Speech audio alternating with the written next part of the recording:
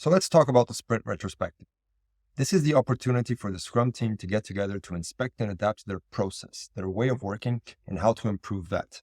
Just as important as the Sprint Review, where we inspect and adapt our product, it's important the Scrum team takes time to inspect and adapt how to improve the way they work. So, who has to be at the Sprint Retrospective? Well, you're not going to be surprised by now to hear that it's the Scrum team, right? It's the opportunity for all of us to get together and figure out what problems do we have and how can we improve. What's the time box for the Sprint Retrospective? According to the Scrum Guide, 3 hours for a 1-month sprint, or shorter for shorter sprints. Now here, I don't think 45 minutes is enough to do a retrospective. I would recommend that a Scrum team get together for at least an hour and a half to have time to go deep into issues and figure out how to improve. So let's talk about the inputs for this event. What does the Scrum team need to prepare before they go to the retrospective so that they're ready to have good discussions and identify good improvement actions? Well, the first thing is going to be people should reflect a little bit about how the sprint went and bring to the retrospective those thoughts, those feelings, things that made them happy, things that pissed them off, things that confused them. So take a little bit of time before the retrospective to think back on the sprint and see how did it go? What could have gone better? Another thing the Scrum team should prepare before the retrospective is some data. How did the sprint go? Did we deliver stuff? Did we have a lot of unplanned work come in? Did a lot of people miss work for some other reasons? They get pulled off for another project? Whatever data could matter for the team to figure out about how they're working together and whether it could be more effective.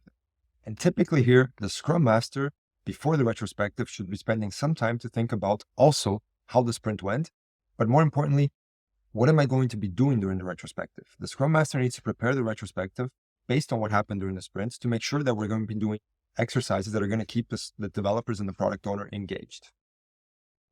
Now, let's talk about the agenda a little bit. So regardless of the specific exercises that the Scrum Master decides to organize for the retrospective or whoever is facilitating the retrospective, there is a basic general agenda or structure for a retrospective. The first thing you're going to be doing is setting the stage, right? So the Scrum team is getting together to discuss how the sprint went. It's a good idea to give people a chance to check in or some kind of icebreaker, something to get people in the mood to reflect and define improvement actions. Now, you're not going to be spending a lot of time on this. So typically, as a rule of thumb, about less than 5% of the total time you have for your retrospective. The second step in the agenda is to gather data. So people brought in their individual feelings, their individual data. The Scrum Master prepared some data. Maybe the team got together also to gather some other data. We need to put all this data out so we can look at what's going on or what happened this sprint.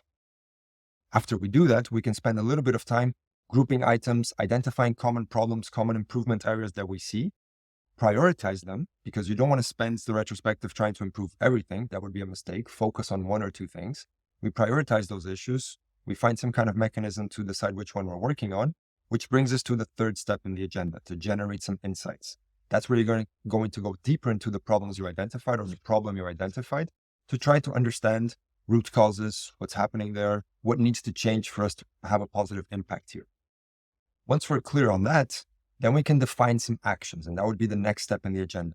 What are we concretely going to do or change in the next sprint to try to improve this problem? Once we have clarity on those actions, we're ready to move to the fifth step in the agenda, which is to close the retrospective, where you're going to be spending a little bit of time, maybe getting some feedback on how the retrospective went or some other closing exercise. And again, here, you're not going to be spending a significant amount of time typically. So as a rule of thumb, less than 5% of your total retrospective time. That's a basic agenda for a sprint retrospective. So let's talk a little bit about the outputs. Once we run through that agenda, what do we generate? What comes out of the sprint retrospective? Well, the first clear thing that comes out are improvement actions. So the question is, where are we going to put these improvement actions? Remember, something that's an action requires time from people. That means somebody in the Scrum team is going to have to spend some time on this improvement action. So where should the improvement action go? Correct. Product backlog. That's where the Scrum team puts all the work that's going to take some time from them. So improvement actions find their way into the product backlog and are prioritized by the product owner. Normally, the product owner should be prioritizing at least one improvement action for every sprint. That's the point of continuous improvement. Another possible output of the retrospective is a decision. A decision is different than an action because it doesn't require time. We just decide something. For example, if a Scrum team decides to change the time of their daily Scrum, a decision they're fully capable to do, doesn't impact anybody else, they just decide that in the retrospective and it's done. That decision is usually going to find its home in one of three places. Either the definition of done, definition of ready, or the working agreements of the team. For example, when you change the time of the daily scrum, you would simply update your working agreement to say the daily scrum is now 9:45 instead of 9:30. So what are some typical challenges you might face in retrospective?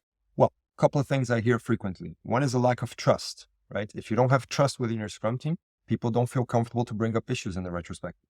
And if they don't bring up issues, then you can't improve on those issues. This is absolutely a problem. Typically, the scrum master is busy working with the team to try to create an environment of trust. That's where we're working on principles, values, exercises to build that trust within the team. It's important you have that, or else you're not going to be able to have honest and good sprint retrospectives. Another dysfunctionality people usually mention is the product owner not being present in the retrospective. And in most cases, when I hear about that, it's about the developers wouldn't feel comfortable discussing issues in front of the product owner. Again, you see the issue of trust. There's full trust in a Scrum team. A Scrum team needs to have trust to be able to collaborate effectively. The last dysfunctionality to mention about the sprint retrospective is the fact that some Scrum teams don't do it. I hear this quite frequently, much more frequently than I would like. When I ask teams about their retrospectives, I hear something like, oh, no, we're too late with the delivery right now, so we skipped the retrospective. That's a mistake, right? Maybe the reason you're late with your delivery is because you're not taking time to improve.